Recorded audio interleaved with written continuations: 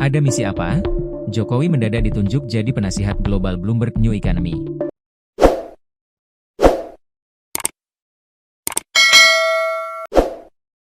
Mantan Presiden RI Joko Widodo, Jokowi, kini menjadi anggota Dewan Penasihat Global Bloomberg New Economy.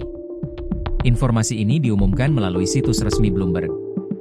Disebutkan di situ, Dewan Penasihat dibentuk pada April 2025 untuk merespons tantangan global yang kian kompleks. Kepemimpinannya dipegang mantan Menteri Perdagangan Asgina Raimondo serta Mario Draghi, mantan Perdana Menteri Italia sekaligus ex-presiden Bank Sentral Eropa. Bloomberg New Economy adalah forum global yang mempertemukan pemimpin lintas sektor untuk mendiskusikan transformasi ekonomi, terutama di negara-negara berkembang.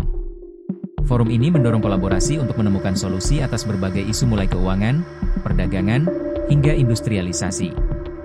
Bloomberg selama ini melibatkan kepala negara, menteri, CEO perusahaan multinasional, investor global, hingga aktivis sosial.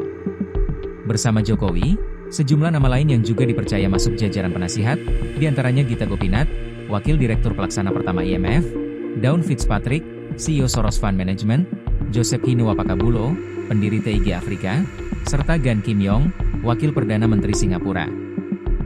Bloomberg juga menampilkan profil singkat Jokowi yakni seorang politisi, insinyur, sekaligus pengusaha yang memimpin Indonesia pada 2014-2024, serta presiden pertama dari luar lingkaran elit politik maupun militer.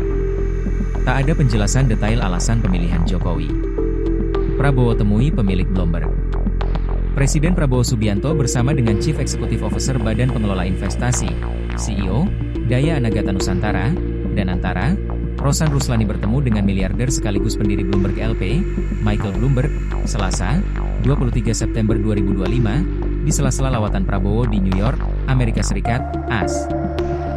Mengutip dari unggahan resmi Instagram Rosan Ruslani, pada Selasa, 23 September 2025, dijelaskan pertemuan ini membahas tentang peluang investasi Bloomberg LP di Indonesia.